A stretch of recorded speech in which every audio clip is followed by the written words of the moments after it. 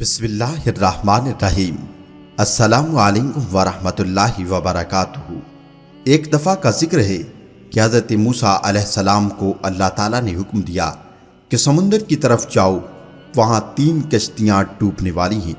حضرت موسیٰ علیہ السلام فوری حکم الہی کی تعمیل کرتے ہوئے سمندر کی جانب چل دیے۔ ساحل پرسکون تھا۔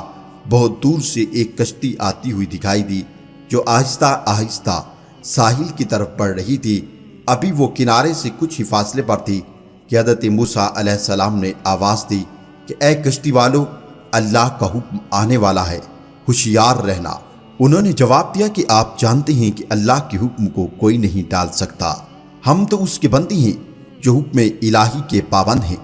کشتی والے ابھی یہ بات کہہ ہی رہے تھے کہ اچانک ایک موج اٹھی اور کشتی ڈولنے لگی۔ سوار اپنے آپ کو بچانے کی کوشش کرنے لگے۔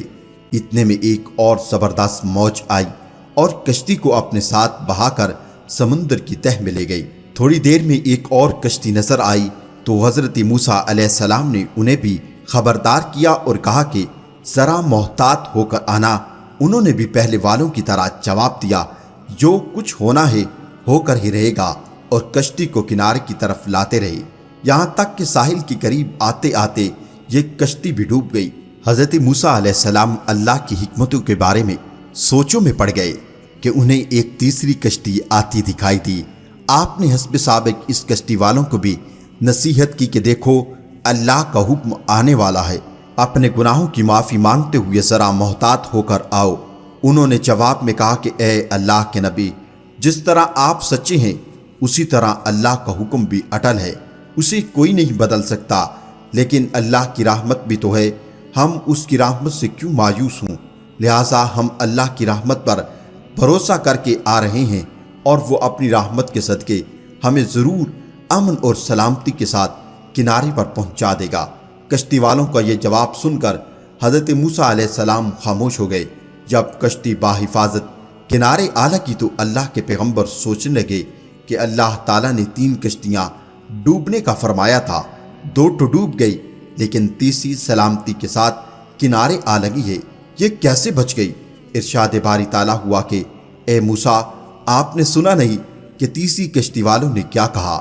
انہوں نے میرے حکم کو تسلیم کیا تھا، میری رحمت کو آواز دی تھی، اس پر پورا توکل اور بھروسہ بھی کیا ہوا تھا، تو اسی لیے یہ کشتی میری رحمت کے طفیل بچ گئی۔ کیونکہ جو بھی میری رحمت کے دروازے پر آ کر صدا دیتا ہے، میں اسے نا امید نہیں کرتا۔ حدیث میں آتا ہے، جب اللہ تعالیٰ نے مخلوقات کو پیدا فرمایا تو عرش پر لکھ دیا، میری رحمت میرے غضب پر غالب ہے۔ معزز ناظرین، اللہ تعالیٰ کی رحمت کا سوال کرتے رہنا چاہیے، اس کے غضب سے ڈرتے رہنا چاہیے۔ معزز ناظرین، آپ سے گزارش ہے کہ ہمیں ضرور بتائیے گا کہ آج کی ویڈیو آپ کو ہماری کیسی لگی۔ کمنٹ سیشن میں اپنی رائے کا اظہار کیجیے گا، اور ہمارے چینل فیضی وائز کو سبسکرائب کریں، ساتھ ہی کہ بیل آئیکن پر بھی لازمی کلک کریں تاکہ آپ کو ہماری ہر آنے والی ویڈیو کا نوٹیفیکیشن مل سکے۔ اللہ آپ کا، ہمارا اور تمام امت مسلمہ کا نگہبان ہو۔ والسلام۔